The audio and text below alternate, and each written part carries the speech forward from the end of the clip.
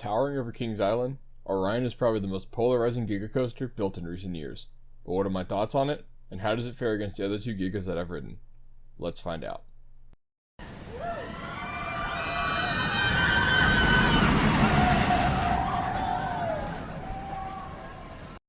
What's up guys, Dr. Coaster here, and welcome back to another video on the channel. Today we're going to be reviewing Orion, a B&M Giga coaster located at Kings Island in Mason, Ohio, which is just north of Cincinnati for those not familiar. Before we drop into this video, if you haven't already, then be sure to drop the video a like, as it helps me fight the YouTube algorithm. While you're at it, subscribe to the channel as well for more roller coaster and theme park content, just like this. I visited Kings Island for the first time a couple of weeks ago, and had the opportunity to ride Orion not once, not twice, not 2, not 3, not 4, not 5, not 6, not 7, but 10 times.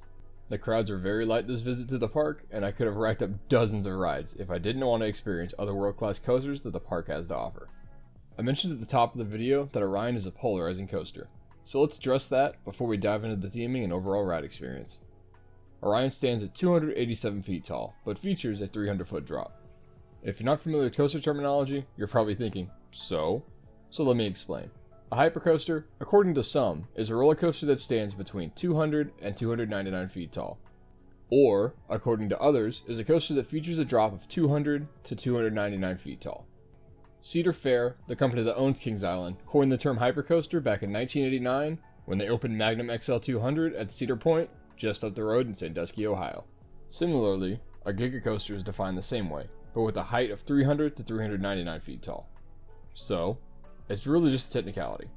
But coaster enthusiasts will find a reason to argue about almost anything. No, no, no, no, no, no! So you shouldn't be surprised as to why Orion's height is such an issue. For me, it's a Giga coaster, and you're not going to change my mind. I've ridden Fury 325 and Millennium Force as well, and Orion much more resembles these rides than it does a traditional hypercoaster. Regardless of what your opinion is on what type of coaster Orion is, this is still the best blue coaster in the state of Ohio. Alright, now let's talk theming. Like most coasters at Kings Island, Orion features a loose theme that outdoes basically every coaster at other corporate parks around.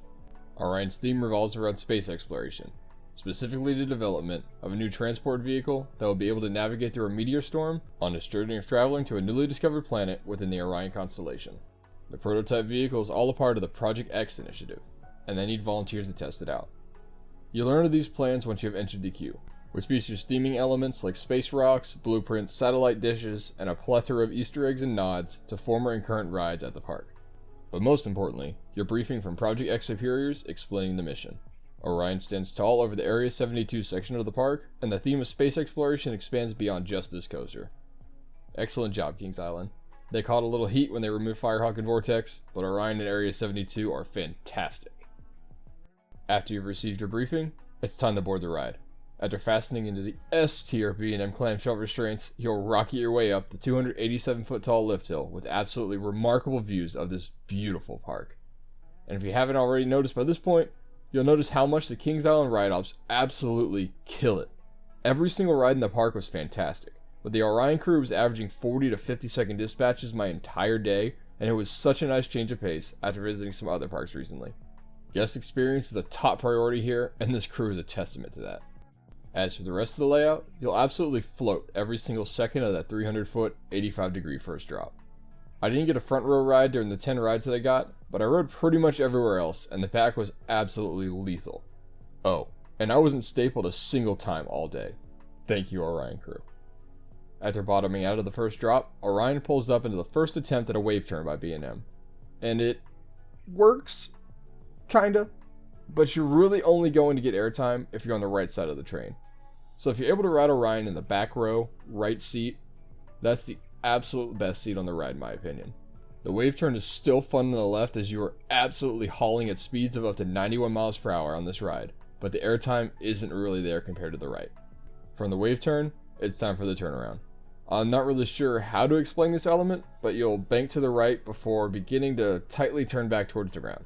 It's not the flashiest element on the ride, but it's far from the worst turnarounds that I've experienced. You crossed the line. Most importantly, this element also sets you up for one of the best ones on the ride. I'm going to call this one the speed hill, because of the aggressive flow director airtime that I was receiving here. Along with the first drop, this is my favorite moment of the ride, and I hope that B&M will continue adding these on their new coasters, like they have been in recent years. Straight out of the speed hill, you hit what is really the only true camelback on the entire ride, which is rare for a B&M like this. But that's okay, because if you want camelbacks, there is plenty on the other side of the park for you to enjoy. The flow to airtime throughout the camelback is as expected. If you've ridden any other B&M Hypers or Gigas, you know what I'm talking about. Classic B&M flow to airtime here. If you're sick of airtime, well that's okay, because Orion packs in some positive G's with his next element, the upward helix. I was graying out without fail almost every ride here. It was a hot summer day in the 90s and Orion was hauling. I was even graying out after the first drop as well. If anyone has told you that Orion is weak in the intensity department, they're lying to you. Liar, liar, plants for hire. Okay, well, maybe they just drink enough water too. But I promise, Orion is sneaky intense.